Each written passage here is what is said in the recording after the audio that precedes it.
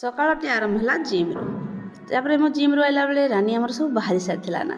ଜୈନ ବାବୁ ଟିକେ ଚାହା ପିଇଦେଲେ ଆଉ ରାନୀ ପଳେଇଗଲା। ଆଉ ତାଙ୍କ ପାଇଁ ଟିକେ ଆଜି କ୍ଷୀର ଆଉ ନିଆଁ କରାଯାଇଥିଲା, କାରଣ ତାଙ୍କ ପାଇଁ ବହୁତ ଭଲ ଲାଗେ ଏ ଜିନିଷ। ତାପରେ ଜୈନ ବାବୁ ଟିକେ ଆଜି ଛୁଟି ଥିଲା, ସେଥିଲାଗି ଟିକେ ମୋର ମୁଣ୍ଡଟା ମସାଜ କରିଦେଉଥିଲେ। ଆଉ ମୁଁ ଖାଇଦେଲି ତରଭୁଜ ଆଉ ରୋଷେଇ ବସେଇଦେଲି। ତାପରେ ଏହି ସମୟ ବେଳକୁ ଜୈନ ବାବୁ ସବୁ ପନିପରିବା ମାର୍କେଟରୁ ଆଣିଥିଲେ, ତାକୁ ମୁଁ ସଜେଇଦେଲି। ସଜେଇ ସାରିଲା ପରେ ଯେଉଁ ମାଛ ଆଣିଥିଲେ ସେ ମାଛକୁ ଭାଜିବା ପାଇଁ ପ୍ରସ୍ତୁତ କରିଦେଲି। ଛୁଟି ଅଛି, ଛୁଟି ଦିନ ପରେ ତ ଆଉ ହିନ୍ଦୀରେ ବି ଆମକୁ ମାଛ ରାନ୍ଧିବାକୁ କି ଆଇଁଷ ଖାଇବାକୁ ହେବନି, କିନ୍ତୁ ଆଜି ବହୁତ ଭଲ ବାର, ସେଥିଲାଗି ଆମେ ଖାଇଛୁ। এই ଶାର୍ଟଟା ଆପଣମାନଙ୍କୁ ଯଦି ଭଲ ଲାଗୁଛି ହେଲେ ଆପଣ ମେଣ୍ଟାରୁ କିଣିପାରିବେ। ତାପରେ ମୋର ତରକାରୀ ବି କମ୍ପ୍ଲିଟ୍ ହେଇଯାଇଥିଲା ନା, ଆଉ ଟିକେ ଶାଗ ବି କରିବାର ଥିଲା।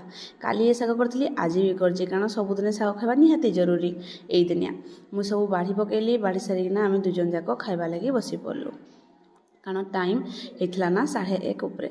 1:30 ଉପରେ ଯେତେବେଳେ ଆମେ ଖାଇ ଖୁଆ ସାରିଲୁ, ଦୁଇଜଣ ଯାକ ଖାଇଲା ବେଳକୁ ମୋ ମା ସାଙ୍ଗେ ବି ଆଉ ମୋ ଶାଶୁ ସାଙ୍ଗେ ଦୁଇଜଣ ସାଥେ କଥା ହେଇଯାଉଥିଲି।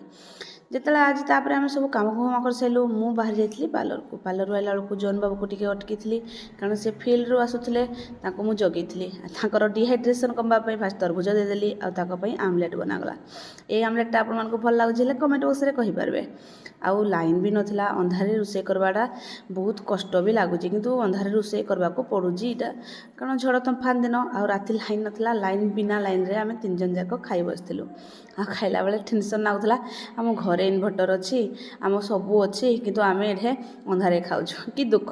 ଭଲ ଲାଗିଲେ ସବସ୍କ୍ରାଇବ୍ କରିବେ। Thank you.